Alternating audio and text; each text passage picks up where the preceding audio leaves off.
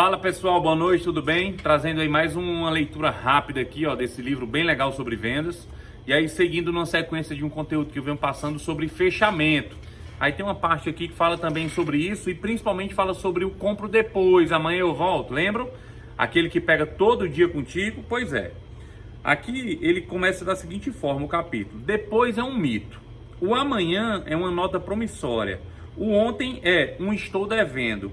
O hoje é dinheiro no banco. Então ele inicia o capítulo com essa prosa, né? E aí inicia, ó. Um vendedor não acredita em retornos ou depois. Ele sabe que se o cliente telefonar ou voltar para comprar, é porque podia ter fechado naquele dia mesmo. Com exceção de alguns raríssimos casos, talvez 1 em 1000. Em todos os demais, a razão para o cliente não comprar ali mesmo e na hora é simplesmente porque o vendedor desistiu, ficou enfraquecido consigo mesmo e desistiu da venda, ok? Em toda apresentação de venda, alguém é vendido. Ou o vendedor vende ao cliente, ou o cliente vende ao vendedor. Até o vendedor que não acredita em darem um retorno, ele sabe que isso não existe, ele ainda cai nesse golpe, nessa cilada, nessa pegadinha do depois eu volto. Por exemplo, é isso aí, esse cara é honesto, você vai ver, ele é justamente 1 em 1000, amanhã ele vai voltar para comprar. Eu sei que você até confia nele, que ele é um cara honesto, eu sei disso.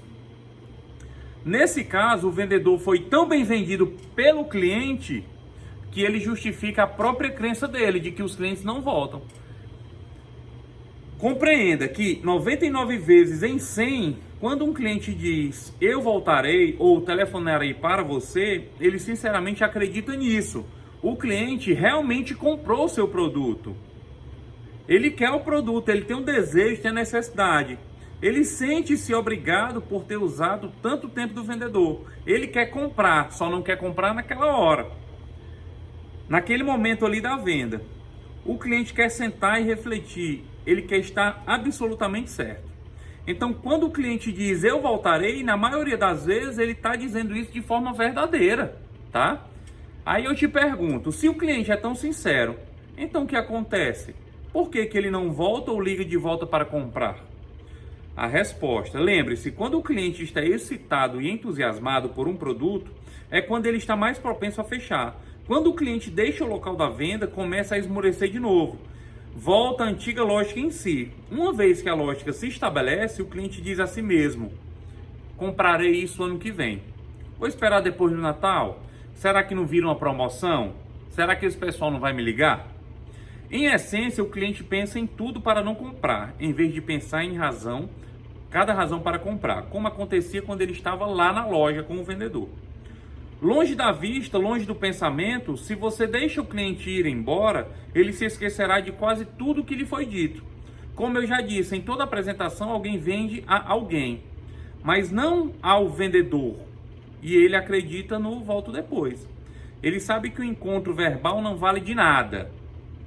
Se o vendedor fica íntimo demais do seu cliente, pode ficar difícil fechar a venda. Mas quando as coisas apertam, o forte continua e o fraco desiste. Jamais desista, vá em frente. É melhor receber um não do que um talvez. Pelo menos, com um não, você pode esquecer tudo e concentrar-se para o próximo, beleza? Então, esse livro de vendas aqui, ó, Vendas 1 a 1, ele não fala qual tipo de produto está sendo vendido. Mas isso é uma situação que nós todos, vendedores, passamos, o volto depois. Independente se é carro, se é moto, independente se é apartamento, independente se é programas de férias, o que seja o produto. Esse livro de vendas, Vendas 1 a 1, do Ian Seymour, ele fala sobre essa situação do volto depois, beleza? Mantém teu cliente dentro, faz o cara gostar e ajuda o cara a decidir na hora. Monta uma situação agradável para ele e realiza a necessidade dele, beleza? Boa noite, boas vendas.